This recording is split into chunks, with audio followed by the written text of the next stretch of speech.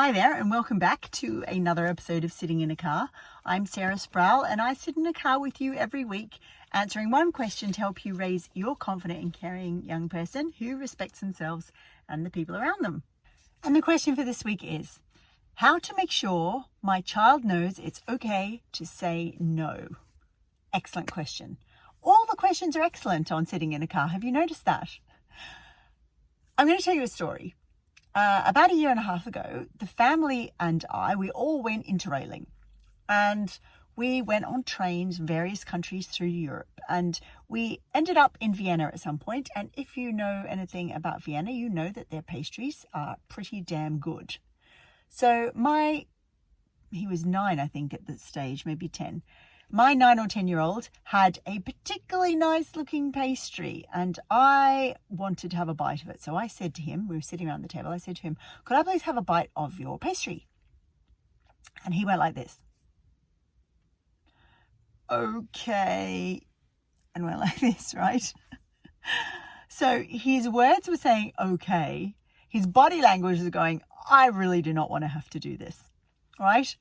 So let's talk about saying no in a sort of a broader context. The first idea I want to give you today is you can describe to your kid what it feels like when they want to say no in their body, what their body feels like when they want to say no. Because some kids and some adults as well, there's lots of us who don't have that sense of what a no might feel like. Some of us know, like you might say to me, can I punch you in the face?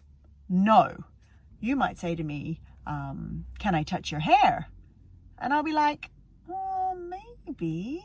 I don't know, like, would it be a problem? And there are some things where our border is, we're very close to our boundary and we're not really sure whether we want to say no or not. And oftentimes our kids can feel like that. So maybe in my child's case with his pastry, he wanted to please me because, let's face it, like grumpy mum who hasn't got a bite of the pastry, that's not as much fun to be around as a mum who is feeling happy because her son's done something she likes, right? So just be aware of that we can teach them what it feels like to say no.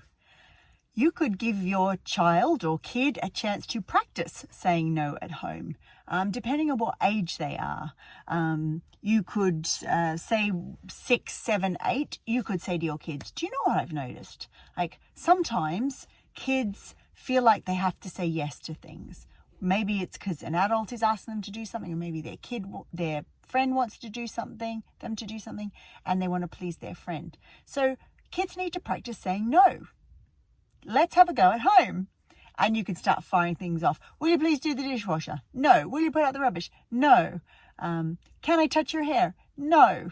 And I'm thinking that this would probably be a 6 or a 7-year-old or 8-year-old. You don't really need to practice no with 2-year-olds. They have got no down pat. But this question, I think, is more about when our kids are getting to the stage where their peer group becomes really important. So if you're laying the boundaries or the groundwork, for learning no, 6, 7, and 8, then as they're getting into their adolescence, they have that understanding of what it feels like. And the third point is to help them recognize when they wanted to say no, but they couldn't. Because there is absolutely no shame in that. And most of us will have experiences of that happening. I have a friend who is really good at asking me for favors. She will ask me for lifts, and she will ask me to stay over at her house, and she will ask me for all different sorts of things. And it's really hard because I'm quite confronted by it. It's like, wow, she's asking for lots of things. And it's hard sometimes to say no. So in fact, I sort of look at her as my no homework. She's my opportunity to really think about, okay, does it suit me to give her a lift today to that place? Or am I going to get to practice saying no? Right? And so when we phrase those sort of learning experiences, we frame those to our kid and say, sometimes we'll know we want to say no, but we can't do it. And that's okay because we're all learning new things. Then it gives your kid the opportunity to start talking about this idea of wanting to say a no and not being able to.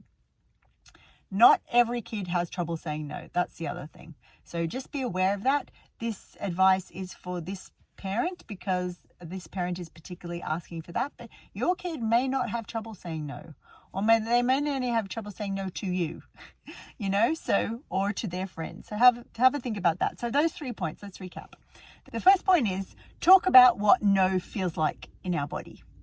Second point is give your kid a chance to practice no around the house and make it a sort of a game so they get used to the idea of it.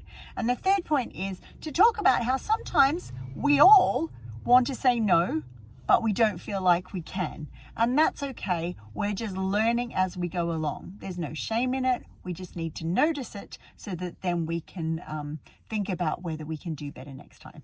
And that's Sitting in a Car for another week, where I've answered a question to help you raise your confident and caring young person who respects themselves and the people around them. And don't forget, November 16th, 2019, we've got the workshop going on to talk about this exact thing. It's called It's Awkward, but it doesn't have to be. Get talking to your kid about sex. It's on Eventbrite. So hop on over there and search for It's Awkward and it will pop up for you. Bye for now.